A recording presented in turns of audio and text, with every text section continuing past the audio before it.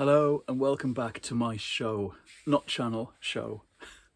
Um, Today I'm triumphant from making an early lunch. I decided for some reason to try out flatbreads, and I actually mixed up yogurt, yeast and flour, water and oil and seasoning, and made perfect flatbreads. You kind of fry them really hot on a skillet and flip them. They take about 5 minutes, and they were perfect. They were soft and fluffy and warm for ages, and we had them with bacon, grilled bacon and fried eggs and lettuce. So they made perfect bacon and egg sandwiches, kind of rolled up. That was a triumph. Anyway, today my plan is to pick out next month's book bag. As you can see, under my desk, I've got this, I don't know if you can see, massive amount of books that I've salted away in bags. I got carried away in January making up these book bags for myself to open in random order, having forgotten what's in them, and then hopefully sticking to the plan of reading them each month. Socks is here. Oh, Socks is in a funny mood, by the way. Yesterday he had his annual jabs and was told he's half a kilo overweight. Well, not overweight, but up on last year. Usually he stays the same weight, and he's always congratulated by the nice Irish vet about the glossiness of his fur, which he also got complimented on yesterday, but also on keeping his figure year in, year out. And now, at the age of 16, he's put on half a kilo, and I think it's all the midnight snacks and the 2 in the morning snacks and the 4 in the morning snacks. So we're going to have less of that, aren't we, Socks? Whoops. And last night I refused to get him snacks in the middle of the night, and he's been very grumpy ever since. He woke me up very early, quite cross, because the running buffet wasn't running anymore, at least not as regularly. Anyway, right. Oh, those boxes over there contain presents, and because there's birthdays coming up, but also pictures and drafts of things, and it all needs sorting out. Hang on, my selfie stick's gone a bit awry, so I need to dig into this pile. This is one book I know I'm going to be reading next month, Stuart, A Life Backwards by Alexander Masters. This is a nicely battered hardback copy I got from eBay. It's for our local book club. I think it was Siobhan's choice. So I know that's going to be on the pile anyway. Whoops. Right.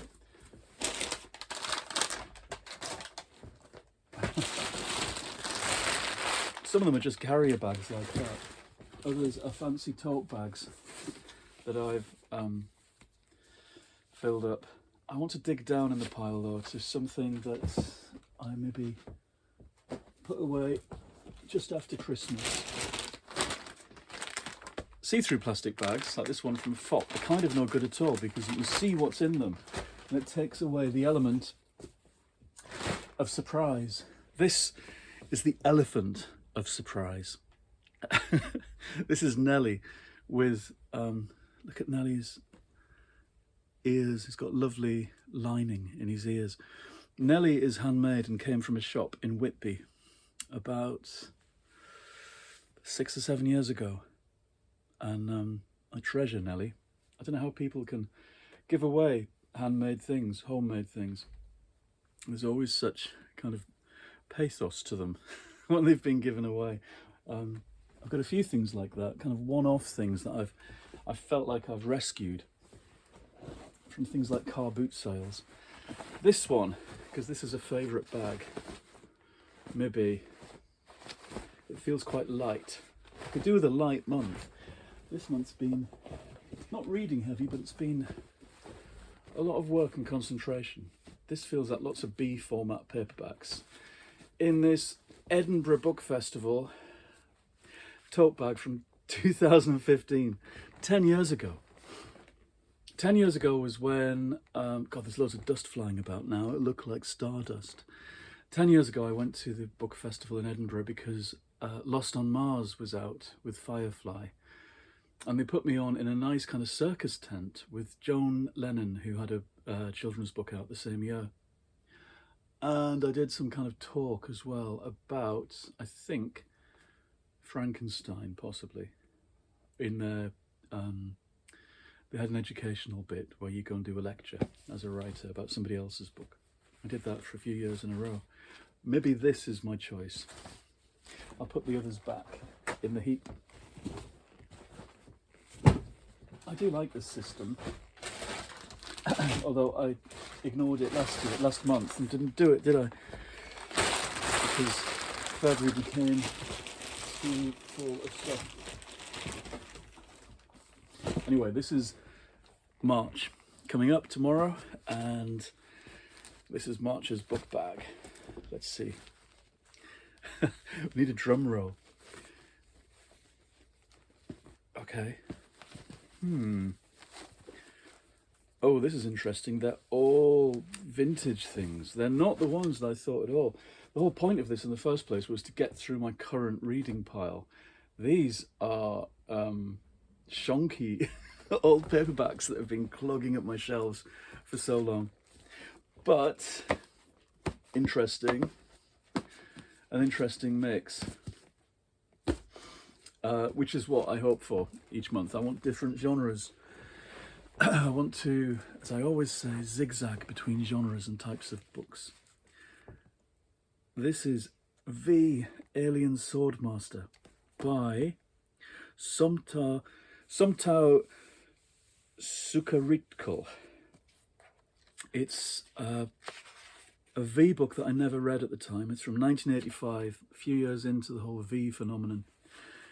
I've talked about this a bit, I think. I was talking about it the other day. When I was about 15, V was on the TV, and it was a brilliant miniseries about an alien invasion of America, where the Americans fall for the blandishments of the visitors, who of course turn out to be kind of horrible Nazis, fascists, who are going to take over America. And the Jewish grandparents of one boy in particular watched their grandchild being taken in and being made part of the militia. And of course, they know about the parallels in history. So V was a very political miniseries. And there were sequels in book form. There was, how many did I read? I read the original V. I read East Coast Crisis, The Pursuit of Diana. Maybe I read the Chicago Conversion. So I read at least 4, and I was unaware there were further ones. We never saw them in Newton Aycliffe, which had such a small selection of new paperbacks in Stevens Newsagent. And I don't think they got down to the V novel set in Tokyo. High above a ravaged Tokyo, deep within the visitor mothership, the Japanese-American anthropologist Tomoko Jones is being revived from suspension to become the consort of the fearsome Fi-chan, visitor commander of Tokyo. Meanwhile, her husband, resistance fighter and ninjutsu expert Matt Jones, has stumbled on a visitor plot to kidnap the Earth's martial arts grandmasters for conversion. All clues point to Tokyo, and Matt leads a strike force to rescue the Grandmasters, aided by Kenzo Sugihara, a swordmaster of dazzling gifts, who saves the Americans' lives more than once. Who is this man of mystery? The fates of Matt, Tomoko, and the whole resistance may be tied to the true identity of the alien swordmaster. So it's the kind of thing that I would buy and would linger, because it's far down in the series. It would linger on my shelves until I bought the others and made my way through the series, maybe at the rate of 1 book every 2 years. But this system jumps this to the top of my pile. Similarly with this, never read Airport by Arthur Haley. This is a Pan Books edition. It's one of those big blockbusters of a certain era, the 60s, where you had a sprawling cast being sent off on some, he did a book called Hotel as well, kind of ensemble casts of characters where they interconnect. And this is in an airport. Non-stop reading excitement as Arthur Haley probes inside the hidden nerve centre that controls a great modern airport.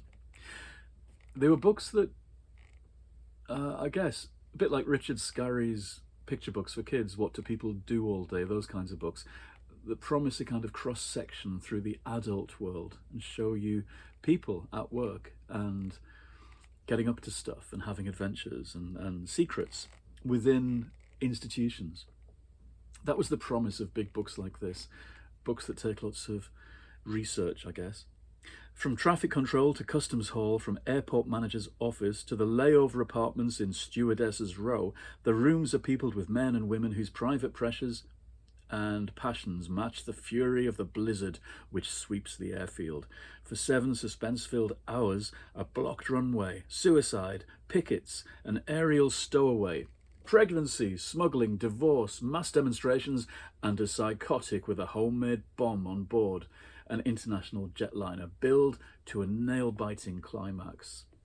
That blurb is fantastic. I know I spend a lot of time slagging off blurbs, the kind of tepid, mealy-mouthed blurbs of today. That is a really good one. That's, well, it's Pan Books. They kind of knew how to do it. They knew that novels were pure entertainment. That's what they were always meant to be. And that certainly sounds like it. I might slip this in first. It's funny because I was obviously, with all the traveling we did last week or the week before, I've been thinking about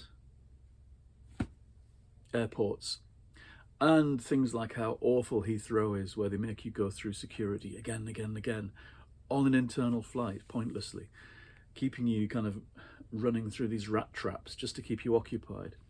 The Americans, on the other hand, get you through efficiently and then put you into a big shopping centre for a couple of hours, so you spend money. And it's interesting how those national preoccupations come out in those places. But I love airports.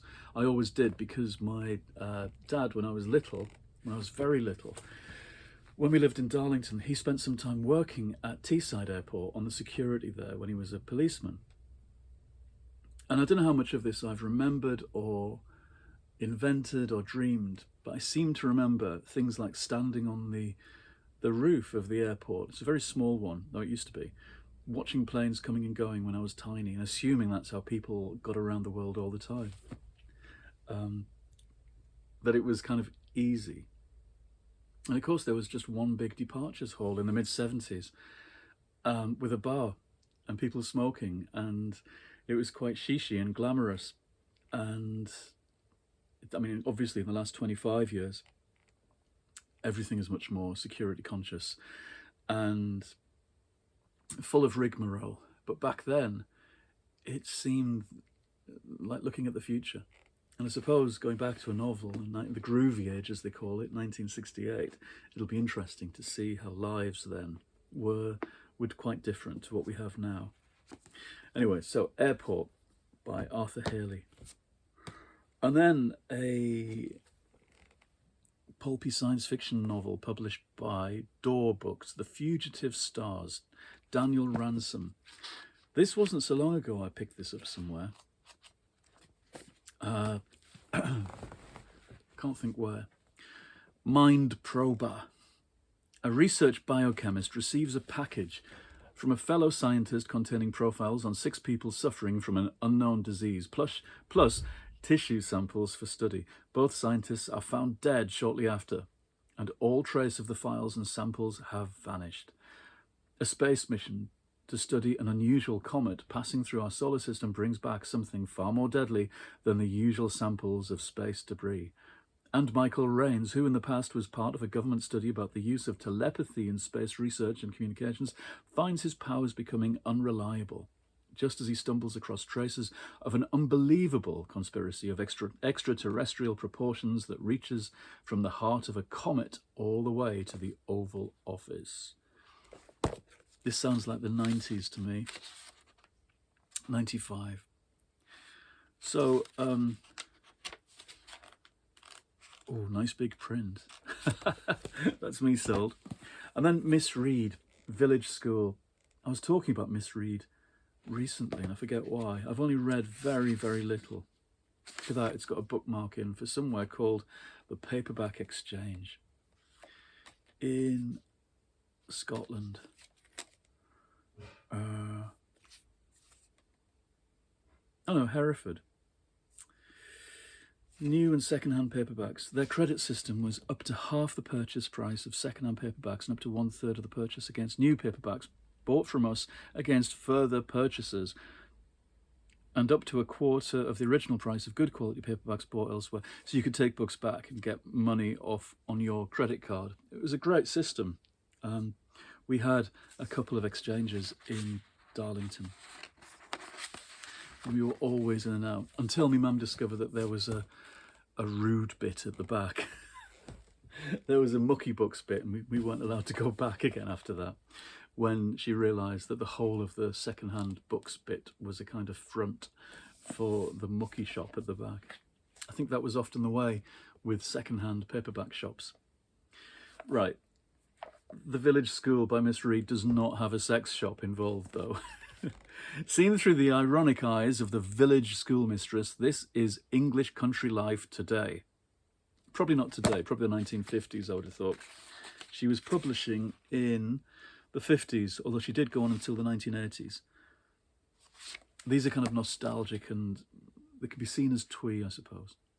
Humour, charm and charity blend in Miss Reed's refreshing picture of daily life in a small and mildly feudal town. Observed with exactitude, animation and a sense of comedy that recoil a Bruegel painting of village folk, says the Times, the patronising bastards.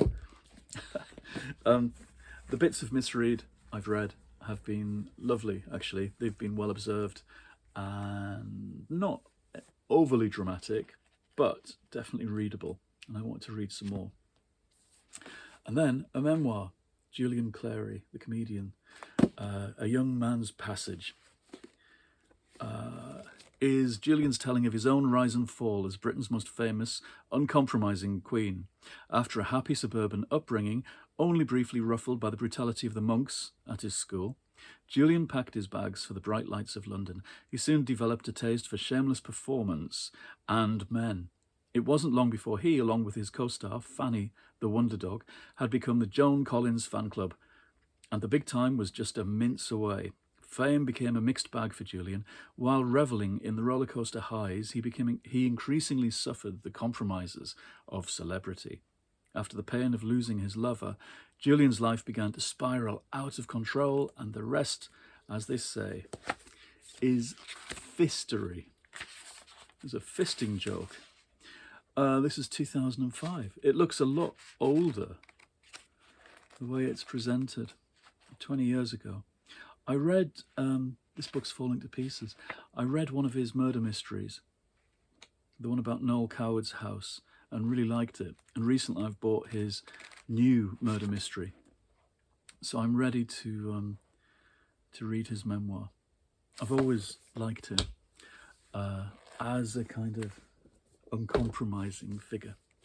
And then the final book is a kid's book by S.F. Said Varjak-Poor, which is a cat book, socks. Now he's a lovely writer, and I don't think I've read much by him. He was a great supporter of the books I did with Firefly about 10 years ago, doing some lovely reviews in the papers of my stuff. There are 7 skills in the way of Jalal, whispered the elder Poor. We know only 3 of them. Their names are these: slow time, moving circles, shadow walking. Varjak-Poor is a Mesopotamian blue kitten. He lives high up in an old house on a hill. He's never left home. But then his grandfather tells him about the Way, a secret martial art for cats. Now Varjak must use the Way to survive in a city full of dangerous dogs, cat gangs, and strangest of all, the mysterious vanishings. That sounds delightful. I haven't read the back of that before, but had I done so, I would have read this sooner. It's got nice drawings as well, catty drawings. Look at that, bit of silhouette work. So my book pile for this month from this bag, from the Edinburgh tote bag, is one nostalgic, cosy village read, misread, one slightly tacky sounding paranoid science fiction techno fantasy, which I'm less keen on the idea of, but we'll see. This I'm really sold on, Airport, as a kind of big book that lets you into a secret world from the late 60s. V, martial arts V, which I'm not kind of sure about, but I do love V, so I will give it a go. A memoir, so a tie-in, a memoir,